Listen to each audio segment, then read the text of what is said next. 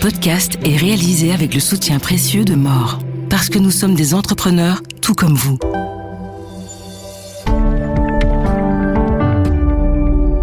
Est-ce l'heure de la révolution ou le moment des responsabilités et l'heure de gouverner? On est dans le bureau de Raoul Edebo, président du PTB, donc forcément la question a tout son sens. On est ici au Parlement, où vous passez pas mal de temps. Alors le bureau est plutôt spartiate, mais enfin j'ai repéré quand même qu'il y a une affiche de Rage Against the Machine. Ça a du sens, ça, non? C'est d'une part le meilleur groupe de tous les temps, Rage Against the Machine, mais une belle symbolique aussi. Avec, un peu de la colère quand même. Rage Against the Capitalist Machine, quoi. Donc c'était ça qui incarnait et qui incarne ce groupe. Donc effectivement. Mais pour nos auditeurs, je veux quand même dire qu'il n'y a pas que ça. De l'autre côté du bureau, vous avez un magnifique poster d'un martin pêcheur. Qui vous revient de votre passion pour l'ornithologie. Pour l'ornithologie, et je trouve ça un magnifique oiseau. Franchement, c'est la petite flèche comme ça, turquoise, qui traverse comme ça. Et puis après, ici, on a le fameux Picasso, la colombe de la paix, qui prend quand même toute son importance dans les situations aujourd'hui. Donc voilà, en tout cas, décoré à ma manière. Bon, voilà, c'est la paix dans le monde, mais la colère dans la rue. Bon, on est au Parlement, c'est quand même que c'est un endroit de légitimité démocratique. Donc c'est un choix qui a du sens pour vous, non? Oui, je pense que c'est un endroit important pour nous ici, pour pouvoir mener un débat politique passionné et passionnant. Je pense que ça, les gens qui peuvent suivre le jeudi après-midi ou en commission peuvent voir que les débats sont là. En même temps, on le sait, le PTB a aussi une stratégie extra-parlementaire de face au gouvernement de Wever, c'est plutôt la loi de la rue. Oui, je crois que c'est les deux. Je crois qu'on trouvait une interaction. Donc de ce côté-là, je crois que on est dans une séquence où le mouvement populaire, la lutte sociale a beaucoup d'influence sur les prises de décision politiques et c'est très très bien. Et je pense qu'effectivement, la particularité des députés PTB est d'encourager cette résistance, de recourir à cette résistance dans le débat politique. De ce côté-là, on remarquera une particularité de nos députés, de parler directement à la classe travailleuse, à la jeunesse, au peuple. Voilà, on a toujours dit que notre rôle était aussi d'encourager cette résistance. Oui, mais c'est ça. Mais justement, pour en revenir à l'actualité, les syndicats font un front commun et appellent à 3 jours de grève fin novembre. Jean-François Tamellini s'est exprimé ce dimanche en disant qu'il voulait faire tomber le gouvernement. Vous, ça vous paraît quelque chose de légitime et est-ce que vous revendiquez ça aussi au PTB, de vouloir faire tomber De Wever? La première priorité pour nous est en tout cas de faire reculer ce gouvernement sur ses mesures antisociales. Le malus pension qui obligera les gens à travailler jusqu'à 67 ans, les primes de nuit qui vont être supprimées pour les travailleurs dans le secteur de la logistique et du commerce. Ce type de mesures-là, le blocage salarial, on va peut-être tout à l'heure. Donc le plus urgent pour nous, c'est évidemment de faire reculer ce gouvernement. Alors fatalement, ce que M. Tamellini dit, et mon camarade a raison de souligner là-dessus, c'est qu'il y a une question de légitimité démocratique. La plupart des partis politiques qui font le gouvernement aujourd'hui n'avaient pas dans leur programme qu'il allait avoir un malus pension.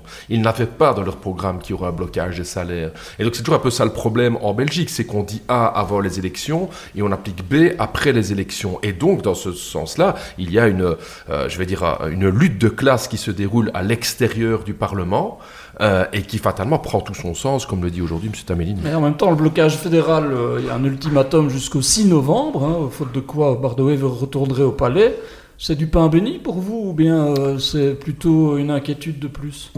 Je répondrai en 2 temps. Donc d'une part, nous sommes intimement convaincus que le blocage revient réellement de cette pression de l'extérieur. Si donc les partis discutent aujourd'hui d'augmenter la TVA, ils discutent aujourd'hui d'un saut d'index, ils discutent aujourd'hui de diminuer les moyens pour les soins de santé. Donc aujourd'hui, on sent que tous ces partis sont neutralisés autour de la table par peur d'une opinion publique et d'une lutte. Parce qu'il y a un effort important à réaliser aussi. On parle de 10 milliards, c'est pas rien. Est-ce que pour vous, le retour à l'équilibre, ça compte pas? Non, que du contraire. Je pense que le budget est quelque chose de très important, certainement pour un parti marxiste comme le PTB. Le problème, c'est que on constate dans le passé que qui a créé les trous budgétaires, ce sont en fait des partis de la droite. Et là, je trouve qu'il y a un point important que je veux expliquer à nos auditeurs aujourd'hui. Parce qu'on critique souvent les politiques qui réfléchissent à court terme, un seul budget à la fois, 1 ou 2 années, qui n'ont pas de vision. Et ça vaut pour énormément d'hommes et de femmes politiques, mais pas pour Bart De Wever. Bart De Wever est un stratège. Je suis complètement en divergence avec lui, mais c'est un stratège. En 2015-2016, lorsque Bart De Wever met en place le tax shift, pour nos auditeurs, c'est une réduction de la parafiscalité et de la fiscalité de 8 milliards d'euros, le gouvernement de Charles Michel et de Bart De Wever ne compense pas budgétairement ces 8 milliards. Et un journaliste pose la question à Bart De Wever, comment ça se fait que vous ne les compensez pas? Donc budgétairement, votre budget ne tient pas la route. Et il dit, écoutez, je vais faire exprès de ne pas de compenser ces 8 milliards pour que cela crée une spirale infernale de besparingspolitiek, c'est-à-dire de coupe dans les dépenses sociales. Donc il réfléchit déjà il y a 10 ans en disant je vais organiser le sous-financement de la sécurité sociale pour mieux justifier de couper dans les pensions dans le futur. Et ça, c'est bien ça que je veux dire, c'est que la droite elle-même sous-finance la sécurité sociale et les moyens de l'État consciemment pour couper dans les dépenses sociales. Mais vous connaissez bien la Flandre et vous connaissez sans doute bien Bart De Wever, mais selon vous, alors quoi, il roule pour la Flandre ou il s'inquiète pour la Belgique? Je pense que d'abord, il a fait un choix de classe de rouler pour les super riches. Donc je crois qu'avant tout, Bart De Wever est d'abord un politicien, je veux dire, qui roule pour la grande bourgeoisie, pour le grand capital. Je vois dans toutes les mesures qu'il prend. Et évidemment, il a un agenda communautaire par rapport à ça que le VOCA veut lui faire réaliser. Mais en tout cas, Bart De Wever lui-même, maintenant, est dans une logique de faire payer la classe travailleuse. Ça, on le voit quand il dit « There is no alternative ». Il n'y a pas d'alternative. Il faut bien écouter toutes ces interviews qu'il donne. Il a donné aussi toute une conférence à l'Université de Gand la semaine passée où l'on voit en fait qu'il dit comme Thatcher, il fait référence à Thatcher, en disant il n'y a pas d'alternative, le seul carcan c'est de couper dans les dépenses sociales. Or on a vu économiquement, parce que socialement c'est terrible ce qu'il propose et le PTB le dénonce, mais je crois qu'aujourd'hui c'est important dans ce podcast aussi de réfléchir aux conséquences économiques de la vision qu'il a. Margaret Thatcher a créé 2 récessions en Grande-Bretagne. Margaret Thatcher a augmenté le chômage comme jamais il a augmenté en Grande-Bretagne. Margaret Thatcher a augmenté les inégalités en Grande-Bretagne. Donc la vision économique de Bart De Wever est celle de faire payer les travailleurs pour pouvoir assurer la trickle-down, la logique trickle-down économie, c'est-à-dire on va donner des pouvoirs d'achat aux riches et ça va redescendre dans la société. Est-ce que la solution alors c'est uniquement de taxer les riches, de taxer les millionnaires? On sait que le PTB a quand même fait une partie de son succès sur ce slogan. Alors, qu'est-ce que c'est du côté des recettes, voilà. Alors moi je pense que d'une part il faut en tout cas analyser les recettes pour la sécurité sociale et c'est pas que le PTB qui le dit, c'est la Banque nationale de Belgique qui pointe du doigt le fait que les subsides aux entreprises, directs ou indirects, 25 milliards d'euros, 4% du PIB, donc un audit serait nécessaire pour voir quelles sont les aides nécessaires ou pas, ça me semble être vraiment la Juste sur ce point, il y a débat aussi parce que ça concerne aussi les entreprises publiques, les APE, c'est toutes sortes de subsides, donc ce n'est pas que le secteur privé, c'est aussi le secteur non marchand. C'est pour ça que je trouve qu'un audit serait nécessaire, ça c'est clair pour moi, c'est pas les 25 milliards, mais en tout cas c'est beaucoup, et en tout cas la conclusion en tout cas de la Banque nationale est de dire qu'en fait le coût salarial n'est pas plus élevé en Belgique que dans un pays environnant, parce qu'il y a toutes ces aides qui sont données. C'est pas le PTB qui le dit, c'est la Banque nationale. C'est les 2 faces d'une même pièce, en fait. Donc l'indexation coûte de l'argent et de l'autre côté, on compense par des subsides. Et donc vous voulez remettre tout à plat? Non, mais je crois qu'un audit serait nécessaire pour voir un peu lesquels sont économiquement efficaces ou non. Mais deuxièmement, et c'est là où une analyse marxiste, Capital Travail, me semble être intéressante sur les ondes aujourd'hui podcast, c'est que nous avons analysé, la Banque nationale aussi, que ces 10 dernières années, la part des salaires dans la richesse produite est passée en ordre de grandeur de 64,7% à 60,8%. Donc en 10 ans, 4% de la richesse qui allait dans la poche des salariés et des travailleurs vont maintenant dans la poche du capital. Okay, c'est 12,8 milliards par an. Donc c'est quand même pas révolutionnaire de demander de retourner vers ce rapport capital-travail qui existait il y a 10 ans. Et pourquoi je le dis? Je le dis non seulement pour des raisons sociales, parce qu'effectivement faire travailler les gens jusqu'à 67 ans pour des malus pensions de 200-300 euros, c'est intenable pour la classe travailleuse, mais aussi d'un point de vue économique, si l'on tue la consommation interne, ce que le modèle allemand a fait, on va vers la crise économique. Le modèle allemand qui est mis en avant par Bart De Wever d'un point de vue économique, regardez où il est aujourd'hui. On est en récession en Allemagne. Ce modèle ne tient pas la route. C'était un modèle qui était basé sur l'exportation à outrance. C'est un modèle qui est intenable et qui se fait au détriment des autres nations. Donc, économiquement, la vision néolibérale qui nous vient de l'Allemagne et qui est celle, c'est intéressant en Allemagne, le nombre d'heures travaillées ces 10 dernières années n'a pas augmenté en Allemagne. 63 milliards il y a 10 ans d'heures prestées, 63 milliards aujourd'hui. Donc ce qu'on a fait en Allemagne, c'est casser les statuts des travailleurs, transformer des temps pleins en des mi-temps et faire un nivellement vers le bas des salaires. Dumping salarial qui a créé une crise économique. Ça veut dire que c'est l'heure d'un projet alternatif, je l'ai dit en préambule. Est-ce que c'est l'heure de la révolution ou l'heure de gouverner? Bart De Wever va le 6 novembre, peut-être chez le roi s'ils ne s'entendent pas d'ici là. Bon, il y a une part de dramatisation aussi, évidemment, mais est-ce que vous vous dites c'est peut-être l'heure d'une majorité alternative? Je pense certainement qu'il est temps de trouver des majorités. C'est pas simple en Belgique, je vais pas tourner autour du pot, mais en tout cas des majorités qui veulent une rupture avec le néolibéralisme et la logique d'économie à tout prix. Vous êtes prêts, quoi? Ouais. nous, on est prêts. Je n'ai jamais caché que ce serait compliqué. Je veux dire, ça fait quand même 30-40 ans que les partis de droite, mais aussi de gauche, pratiquent des politiques néolibérales. Je rappelle quand même, c'est Elio Di Rupo qui a appliqué la chasse aux chômeurs ici en Belgique. Je rappelle que la privatisation des services publics, qui me semble être une ineptie d'un point de vue économique, a été amorcée non pas par l'EMR, mais par le PS et les engagés dans les années 90. Nos banques publiques qui fonctionnaient très bien, comme la CGR et le Crédit Communal, qui étaient des colonnes vertébrales de notre système économique, qui est de stabilité, ont été libéralisés. Regardez aujourd'hui avec notre système bancaire où on se retrouve, quoi. Donc ce genre de débat-là, c'est une rupture que le PTB veut d'un point de vue économique, et ça va pas être évident de trouver des partenaires. Maintenant, on est dans une époque où ça s'accélère, où les lignes bougent, et de ce côté-là, le PTB, évidemment, sera prêt à pouvoir évaluer, comme on l'a fait avec certaines communes d'ailleurs, que ce soit à Mons, à Forêt, à Molenbeek, de pouvoir assurer des majorités alternatives. Mais ici, je crois que d'abord que la lutte sociale doit prendre son plein espace pour avoir ce rapport de force. Oui, c'est ça. Mais donc, dans un avenir, on peut imaginer, bon, c'est la question qu'on vous pose souvent, mais avec quel partenaire et à quel niveau de pouvoir vous vous sentez apte, d'ici la prochaine législature, par exemple, à monter, à faire changer les choses de l'intérieur. Donc, évidemment, les communes étaient des endroits plus propices parce que c'est un endroit où les rapports de force pouvaient plus se cristalliser et où on pouvait trouver aussi des partenaires potentiels, mais aussi dans le cadre réaliste que nous savons que la plupart des communes n'ont pas tous les leviers en main. On voit aujourd'hui, par exemple, que la région wallonne impose une austérité à toutes les communes. Oui, les marges de manœuvre dans les communes pour appliquer les plans oxygène sont de zéro. C'est une sorte de FMI régional qui s'applique aux communes. Donc de ce côté-là, je crois qu'on ne va pas beaucoup pouvoir avancer, mais donc il faudra analyser effectivement au niveau régional, au niveau fédéral, de quelle coalition on pourra faire. Et donc ça, c'est un secret pour personne que ce ne sera pas avec le MR et la NVA. Je veux dire, la compatibilité de nos programmes est quand même très poussée. Mais évidemment, avec les partis de gauche, on pourra toujours trouver des alternatives. Raoul Edebo, un petit regard vers l'international. Alors, le PTB a quand même des racines. Vous nous direz si c'est toujours d'actualité ou pas. Mais maoïste, vous étiez quand même très... en 68, ça ne nous rajeunit pas, mais... Non, mais c'était quand même une passion chinoise. Alors, je ne sais pas si elle est toujours d'actualité, mais c'est vrai que pour le moment, en Chine, le Parti communiste est en train de plancher sur son plan quinquennal. On sait qu'il y a une grande volonté, notamment, d'avoir une autonomie complète sur le plan économique, les ressources, les technologies, etc. Est-ce que c'est encore un modèle pour vous ? Je répondrai en deux temps. Donc d'abord, le PTB n'a pas de modèle. Le PTB n'est plus un parti maoïste. On a raison de souligner notre origine en 68 sur la question. Donc c'est certainement pas que nous sommes les défenseurs de la Chine. Mais votre question est pertinente d'un point de vue économique, je pense, et des équilibres mondiaux. Je crois qu'effectivement, beaucoup d'acteurs politiques feraient mieux de s'intéresser avec un respect, en tout cas sur ce qui se passe en Chine. Je pense que le plan quinquennal chinois est un plan, en tout cas, de stabilité économique au niveau mondial. Et je pense que l'Europe, et la Belgique en particulier, feraient une erreur de rentrer dans la guerre froide politique, militaire et économique des Américains contre les Chinois.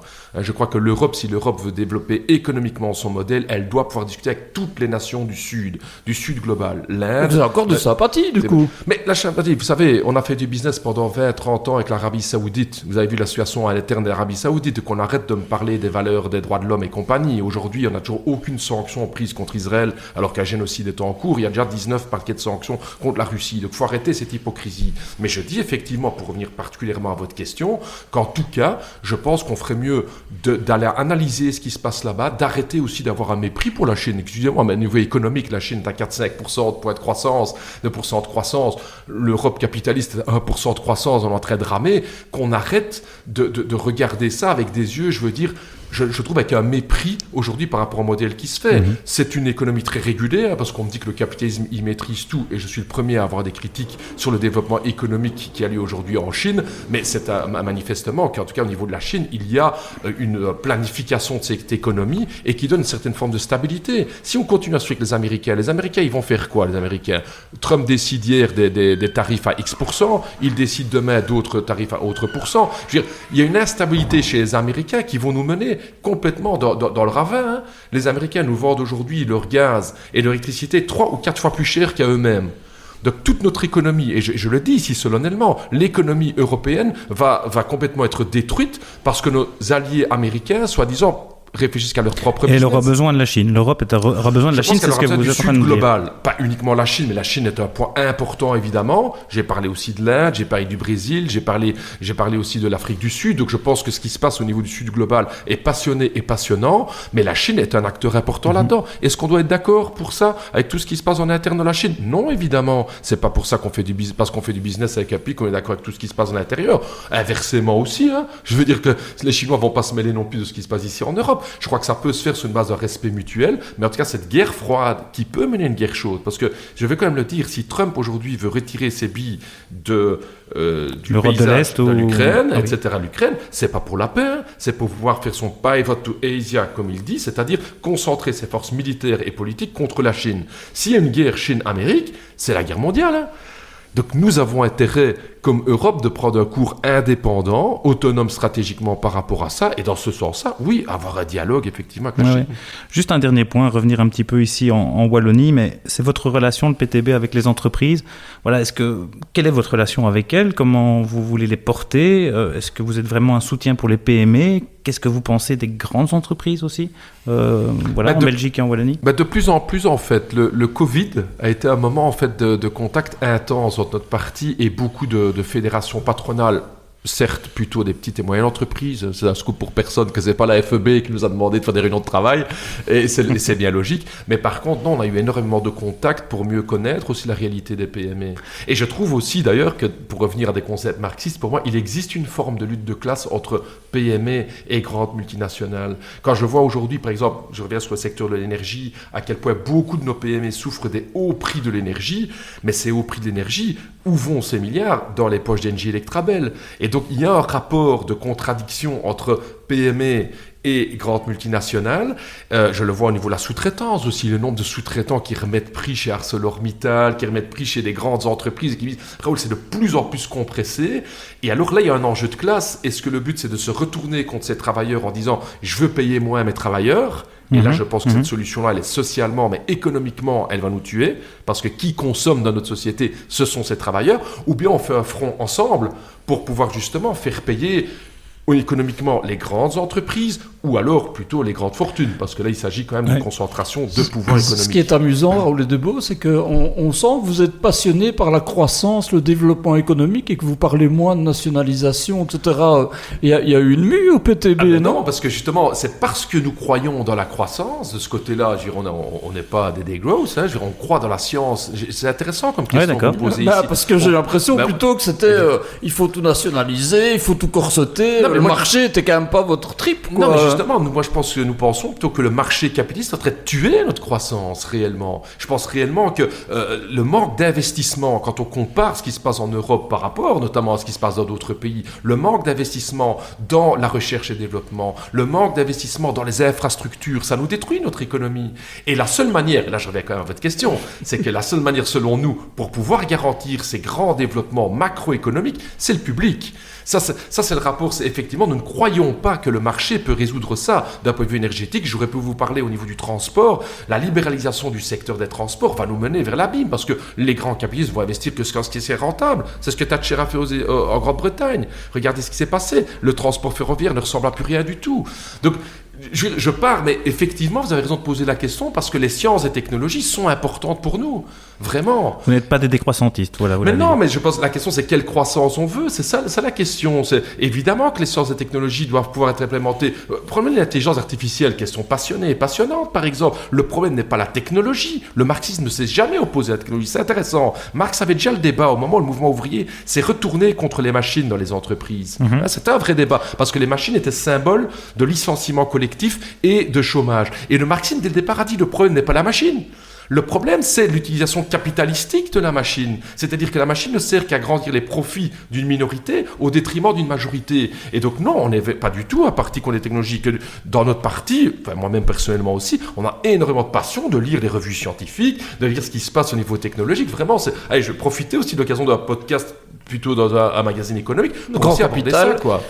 Mais le grand capital détruit pour moi notre science, vraiment. Ah oui, d'accord. Moi, j'ai fait des études de biologie. Je vois à quel point les recherches en biologie technologies sont conditionnées à du sponsoring de multinationales, ça ne me va pas. Oui, mais sur le débat technologique, comme vous le dites, il y a l'IA, et vous êtes en faveur de ces nouvelles technologies, ou en tout cas vous vous y intéressez, mais elles peuvent potentiellement détruire de l'emploi. Et là, peut-être que, et surtout, bon, il y a des emplois en col blanc, mais ça pourrait arriver avec la robotisation, donc une nouvelle révolution technologique encore sur les cols bleus.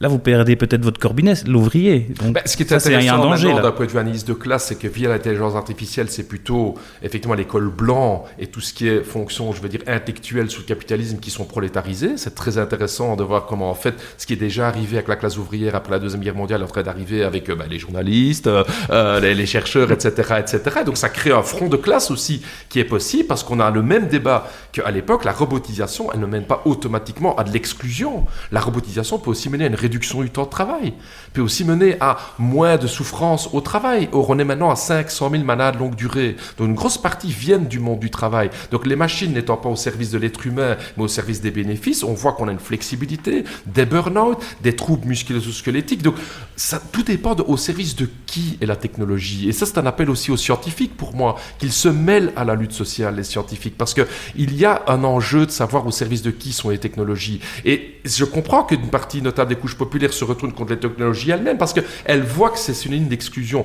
Mais l'intelligence artificielle pourrait et devrait nous permettre une démocratisation de la connaissance.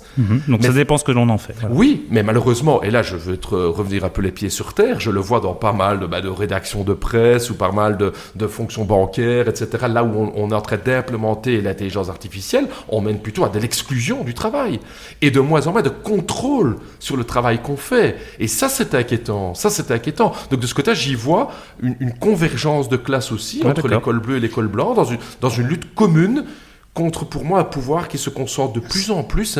C'est là qu'on voit que Rage Against the Machine a tout son sens. Ils ont toujours tout leur sens. Et je vais me réécouter on va s'écouter un petit morceau. En tout cas, oui, merci pour ce débat passionnant. Et on se retrouve pour un prochain podcast, Olivier, dans un mois, dans le bureau d'un autre avec un autre politique. groupe passionnant. Ouais. Merci. Plaisir.